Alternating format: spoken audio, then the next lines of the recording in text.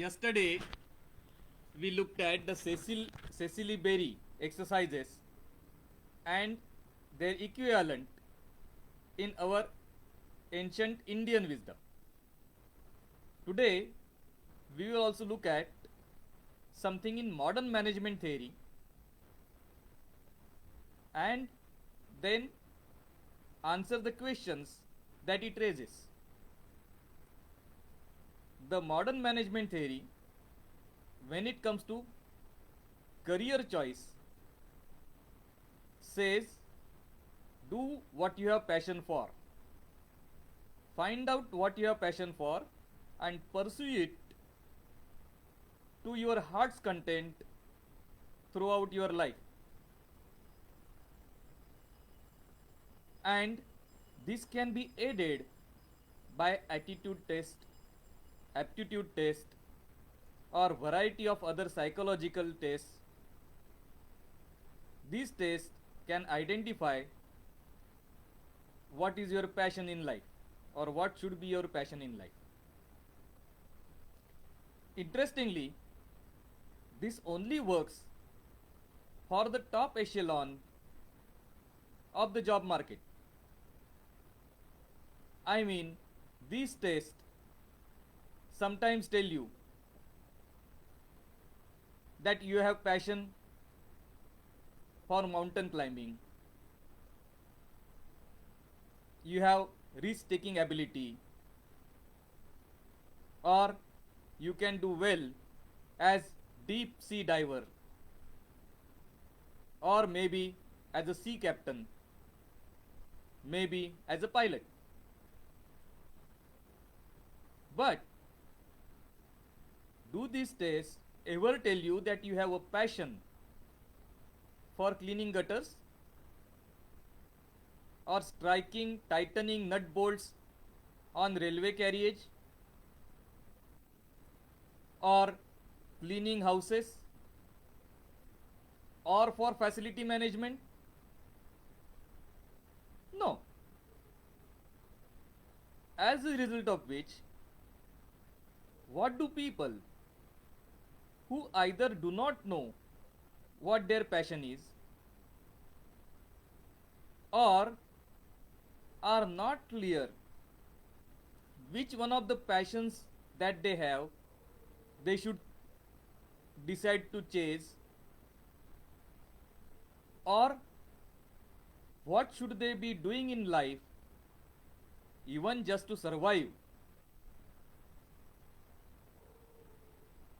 They found or they find it big problem when it comes to career choice. And as a result, the lower rung choices are no choices, because you are not able to work in the upper rungs, maybe because you didn't take the education that was necessary, maybe you lacked the skills where necessary, maybe you are not competitive enough, but all those people tend to gravitate towards the lower rung jobs. Also, many a times, earning becoming the single most important criteria, even the lower quality jobs are chosen by people having higher qualifications. There was a big automotive company, and in that company they had divided the labor in three categories: high skilled, skilled, and semi skilled. And the job division was based on this skill. So the high skilled workers would be working on machines which required high skill. The skilled workers would work on machines which required medium amount of skill, and so on. And when adequate experience was gained, they would continue to move towards the higher skill. So semi-skilled workers would move to skilled and skilled would work to or move to high skilled.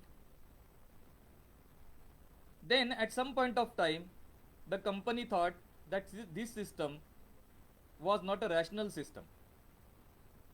So they divided the labor force into only two categories: rationalized labor force, and that is semi skilled and skilled. Now, once this division was made, guess what? All the skilled workers made a beeline for the department which was responsible for filling air in tires of the automobile. The automobile company had number of areas or number of departments: machining, assembly, quality control. And in the earlier system, the highly skilled workers would be working on heavy machinery or in quality control. But in the rationalized system, everybody and anybody who had somewhat of a say with the management wanted to fill tires with air. Why did this happen? This happened because by removing the grades, you had taken out the pride that is there in the jobs. If I am going to get the same salary, why should I do a back-breaking job? Especially when there is no pride attached to it. It is the pride that makes you go the extra distance. That makes you go for the excellence. If the pride is removed from the work, then let me take the work that has minimum physical labor. It may not require any higher skill, but I am happy because at the end of the month my paycheck remains the same. Another fallout of the same system is that people want to do, or people are excited or passionate about one part of the job, but the job as it is like ice floating on water. Only 1/8 part is above water, which is the part that they are passionate about, and 7/8 remains below the surface, which they have to do to reach the part that they are excited about. I may be an excellent programmer, and to see my program running gets my adrenaline moving. But as I go along and programs become more and more complicated, writing the code, looking at each small possibility of failure, repeating the code, going through this cycle again and again,